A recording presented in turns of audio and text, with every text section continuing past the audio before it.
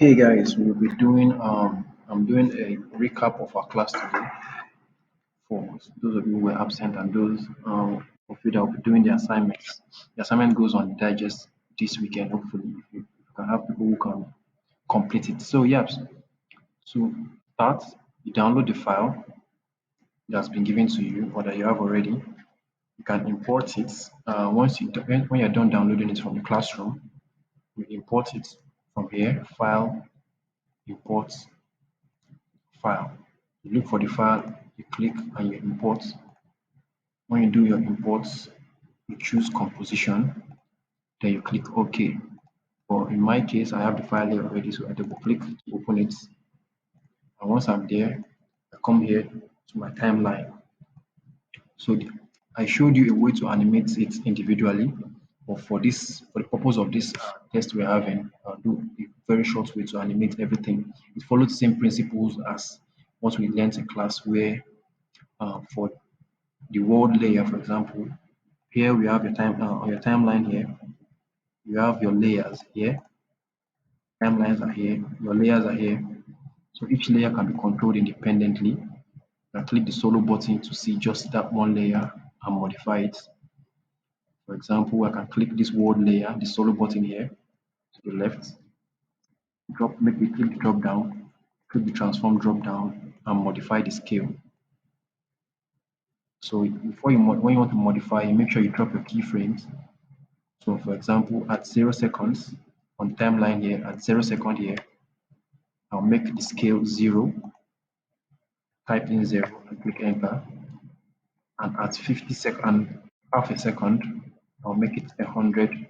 So that means here on the timeline, 0% of scale, and at half a second, 100%.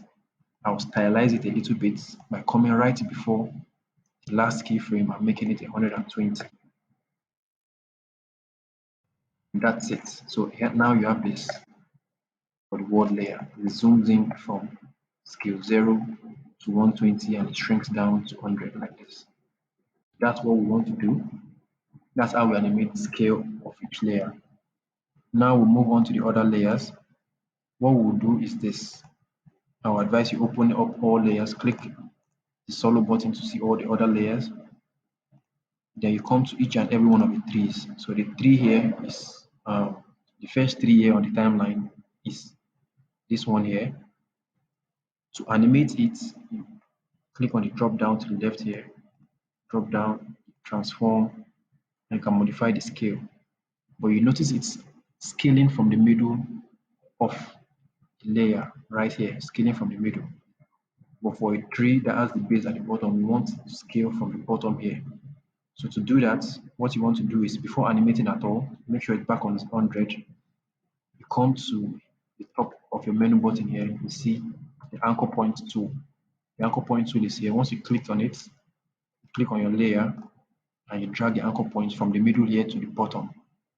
If you can't see the bottom, you can click the solo button here to help you see the bottom so you can adjust accordingly.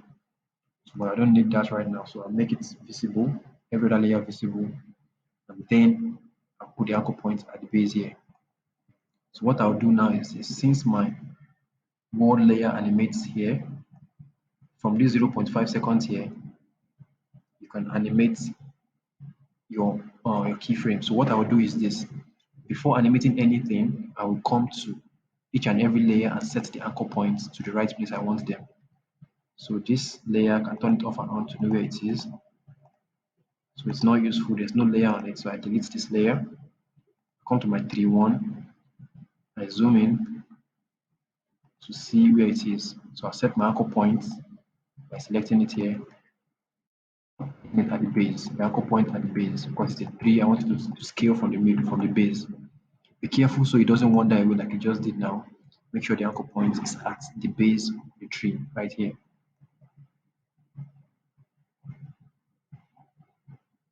Yep, like that.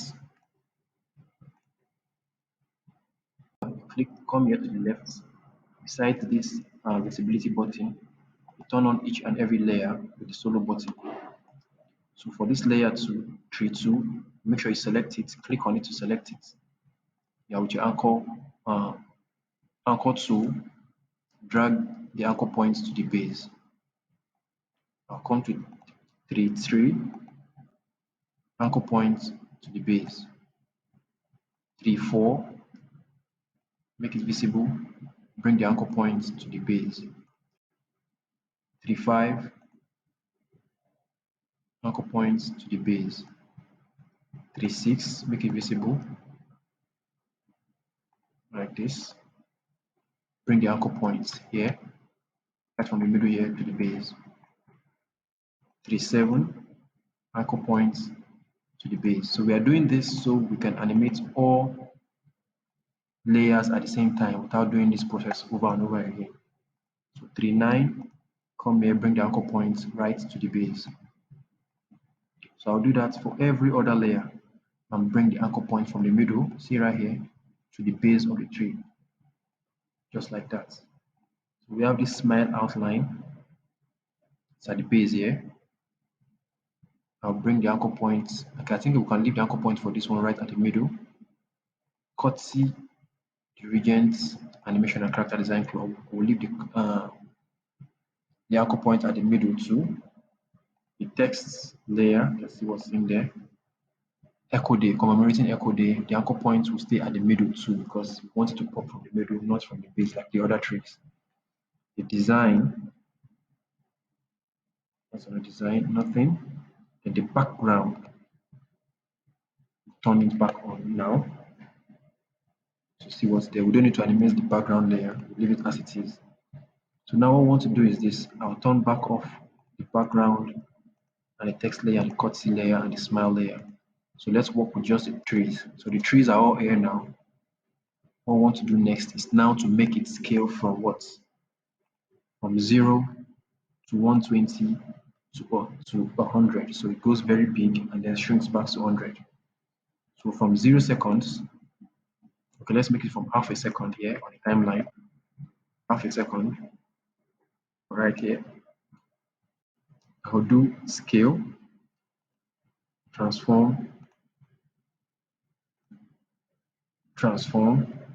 I'll select all layers by clicking this one and clicking Control click, or by holding Shift over everything. So you can do it either way. You can click them one by, you can click on the first layer here and hold Shift when you click on the last 3 layer. So now you have this. So from here, the shortcut to open the scale is S. So with your scale button opened, you click the keyframe, you keyframe this layer. It's now at 0, but we want it to be, it's now at 100 rather. We want it to be at 0 at this point. So we do 0, come to 1 second, make it 100.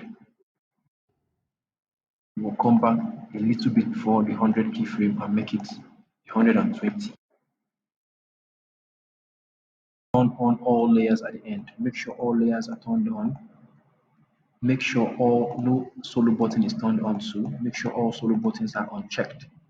All visibility keyframes are on. Visibility toggle, they're all on so you can see every layer. So right now you see the word layer is off, but make sure you turn everything on before you submit or export. So to export, I didn't show you guys how to export yet because of time. So to export, man. So once you're done, turn on all layers at the end. Make sure all layers are turned on. Make sure no solo button is turned on too. Make sure all solo buttons are unchecked. All visibility keyframes are on. Visibility toggle, they're all on so you can see every layer. So right now you see the word layer is off, but make sure you turn everything on before you submit or export. So to export, I didn't show you guys how to export yet because of time. So to export, man. So once you're done,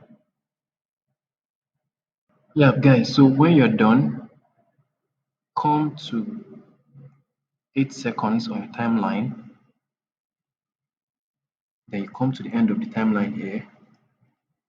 8 seconds. Drag this work end area to 8 seconds.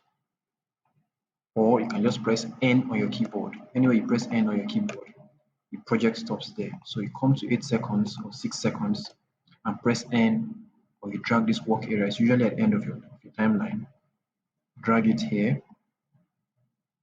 Once you drag it here, next thing to do is to come to composition, uh, add to render queue. What this does is to send it for rendering, which is more like exporting or saving a file for preview. So add it to render queue. Then from your render queue, you have this. You click here, you click on the output file, you choose where you want to save it. So you can save it on your desktop or your documents. Once you do that, save it on your desktop, echo there with background or whatever you save it as, then click save. When you click save, you come here to the end here and click render. So that renders your project, and you can locate the file and send over to me via Google Drive. Thank you.